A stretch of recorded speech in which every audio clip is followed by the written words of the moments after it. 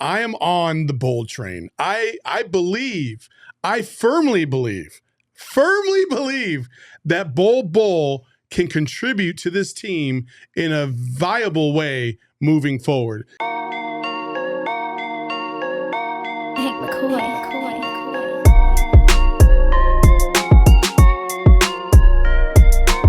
We got to give out a flower to our PHNX factor of the game. Drum roll, please. Oh, you know who it is. Bol Bol getting love for the second time this week. Shout out to Bol Bol, you guys. I'm actually really excited about this. I prepared a little something. Did you? Of then course I you saw did. his game. Oh, God. Now I'm a believer and not a trace of doubt in my mind. I'm in love. Ooh, I'm a believer. I couldn't leave him if I tried. Do. I really wish I was not Bravo. here right now. I very Bravo. much am apologetic for anything negative I said about this man until we go on the downhill with the roller coaster, and then I reserve right to go back. That's fair. So Bol Bol finished tonight with 14 points, 2 assists, 5 rebounds on 7 of 6 shooting from the field, including 2 of 2 from deep, 7 y'all. of 6. 6 of 7, my I bad. was like, damn. He made more. I pulled He an is Emma. so good that he made more shots than he even took. I pulled an Emma and I flipped the number. That's unethical basketball. Unethical basketball.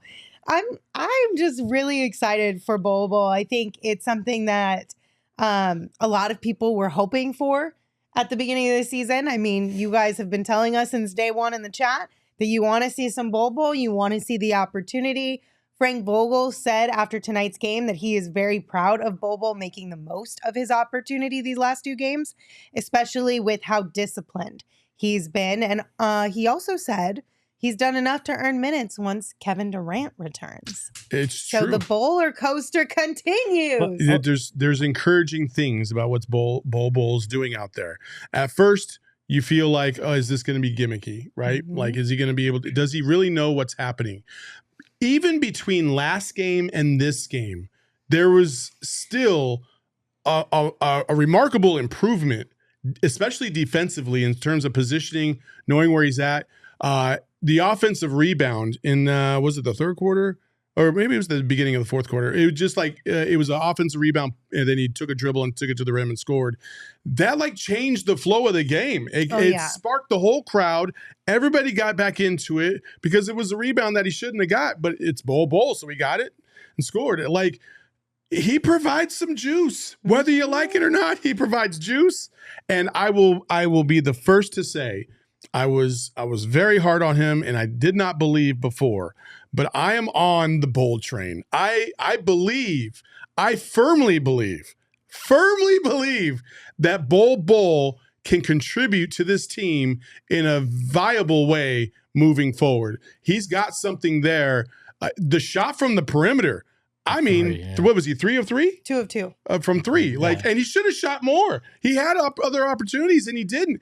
Like, you're talking about a 7-footer that can shoot from 3, can get those rebounds. He's kind of like the 4 out there. Like, I love what Bol's doing. He's going to have to shore up a few things. You saw what Zubac was trying to do at the end of the game. He tried to body him. That's what a lot of teams are going to probably try to do once they identify that Bol's a threat. But in between now and then, hey, I'm all about Bol Bol. I'm happy for him. I'm legitimately happy for that kid. I also think that, I know defense was a big question when it came to Bol Bol as well.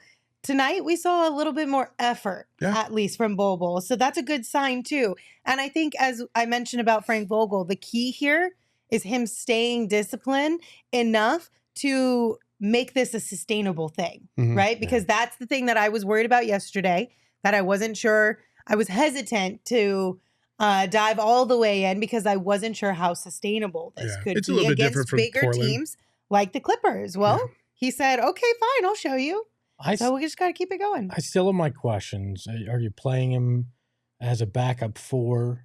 If so, because they played him at 5 tonight with when they were trying to come back with a bunch of the smaller guys. I don't think that's sustainable in the long run. But if you're playing him at backup 4, does that mean Chimezie falls out? Are you playing him at the 5 as your backup? Like, there's a lot of rotational questions that still come up for me because you can't play Bol against big centers. We saw him get pushed around a lot. So how does the rotation work with him? But that's Frank Vogel's problem. That ain't my problem to figure out. So.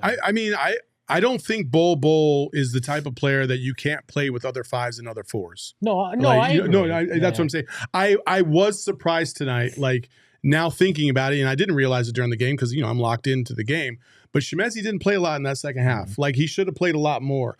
Nurkic had moments in that third quarter, but again, like I would have liked to see maybe Nurkic with Bol Bol a little bit.